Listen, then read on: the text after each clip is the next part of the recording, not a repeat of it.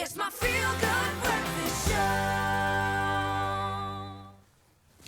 Welcome back. This is your Feel Good Breakfast Show, and happy Monday. Thanks for joining us at the start of a brand new week, a celebratory one for our next guest indeed. Oh, man. Super South African Gerda Steyn, who shattered Russian Elana Nurgaliyeva's 2006 record time of 6 hours and 9 minutes to win her very first Comrades marathon in just under 6 hours, setting the fourth fastest women's Comrades time in history and the fastest ever uprun. That is absolutely amazing. And to find out more about it and just how she did it, we are pleased to have Comrades champion Gerda Steyn in the studio.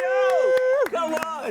Oh, that must feel so good to have that kind of introduction to your name. Certainly, it feels amazing, and every time I hear it, it feels like it's excitement all over again. And you were really listening. I love that. You were really listening to that intro. Like, it is me. It is me. They are talking about me. What a phenomenal year you've had. We had the opportunity of connecting with you, obviously, earlier in the year, and I forced you on the show, live on air, to tell me if you were going to win this thing or not. And you were trying to be all humble, and as you are, because you're an incredibly humble athlete. And you said you might, and then I said, are you going to do it? And you said, yes, I'm going to do it, and you've done it.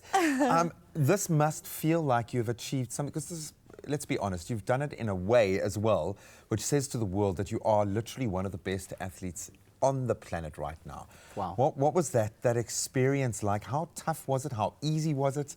Where was your head at and your body at during this race? No, it was just an incredible day for me. Like you say, after a year ago, after finishing first in the 2 Oceans, that was my first victory. And then after that, I think everything, it felt like a whole world opened for me. It was like I had just, I thought that I must have more potential. I was just still a very young runner. My first victory almost felt for me a little bit premature. I didn't really think that I will win. And after that, I think my spectrum just opened up, and I just felt like anything is possible. So since finishing first in my first ultra, I think Comrades Marathon was just there. I just had to go. So I just knew that I will go, I will try over and over again until I get the win. So I think it sounds like a beautiful coming together of the preparation and the opportunity that presented itself. How did you prepare yourself? Was there anything that you did different in the lead up to this victory? Comrades is different. It's a different race. Absolutely. So did you change anything? It's very much different, and I think also with it alternating every year, 1 year up, 1 year down, the training was certainly different. And I think this year, what made it even more, I don't know, a fine line, was the fact that the two races were so close to each other. So I had to really focus every day to make sure I do the right thing. And even before, in January, February, I already had to start training for the Comrades Marathon, even though I knew I had another race in between. So it was a little bit of a risk. I can definitely admit that. I didn't know whether it will work, but the plan worked perfectly fine. How many miles do you have under the belt in the last 365 days? Quite a lot. Because it begs the question, because I'm seeing a stranglehold on the sport now for like the next decade. That's what we need. We need another South African woman to dominate here in South Africa.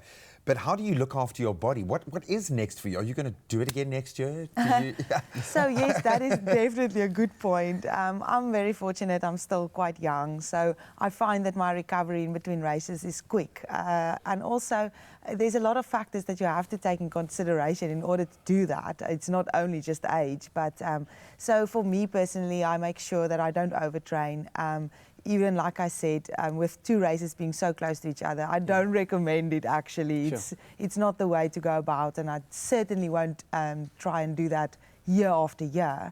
But so recovery for me is really the important thing. I'm going to make sure that after, like now even, I'm resting up, and I'll make sure that my body recovers 100% before I start training again. Wow, that's incredible. What an inspiration. Are you going to win the Comrades next year? Oh, here it starts again, all over again.